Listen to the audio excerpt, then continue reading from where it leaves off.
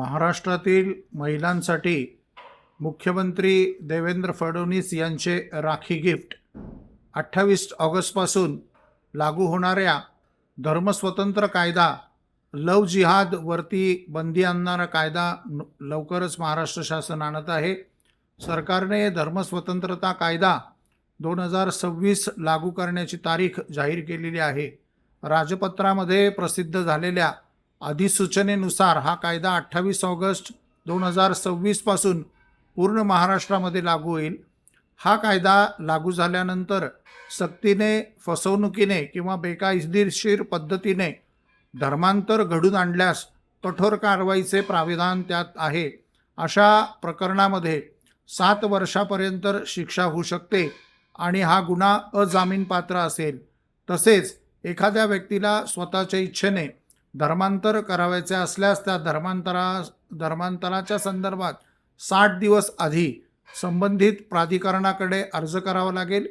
या कायद्यातील एक महत्त्वाचा मुद्दा म्हणजे आंतरधर्मीय विवाह, त्यातून झालेल्या मुलांच्या धर्माबाबत देखील तरतूद त्या ठिकाणी आहे। त्या संबंधातून मूल जन्माला आले तर मुलाचा धर्म तोच मानला जाईल जो विवाहाच्या किंवा विवाह संबंधापूर्वी त्याच्या आईचा होता। महाराष्ट्र सरकारने राजपत्र अधिसूचनेत म्हटले की राज्यपालांच्या आदेशानुसार महाराष्ट्र धर्मस्वतंत्रता अधिनियम 2026 महाराष्ट्र 47 ऑफ 2026 या कलमाच्या एक उपकलम 2 अंतर्गत मिळालेल्या अधिकाराचा वापर करून 28 ऑगस्ट 2026 ही तारीख निश्चित करण्यात आलेली आहे, ज्या दिवशीपासून हा अधिनियम लागू होईल।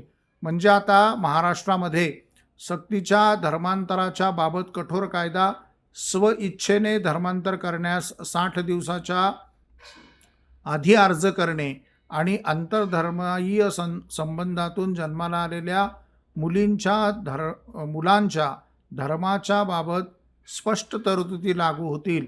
मी देवेंद्र फडणवीस यांचे या निमित्ताने आभार मानतो। बऱ्याच दिवसाची आमची मागणी या निमित्ताने होती, ज्या योगे लव जिहाद सारख्या, कॉर्पोरेट जिहाद सारख्या सर्व या ज्या षडयंत्र आहेत यांना कुठेतरी प्रतिबंध बसावा। धन्यवाद देवेंद्रजी।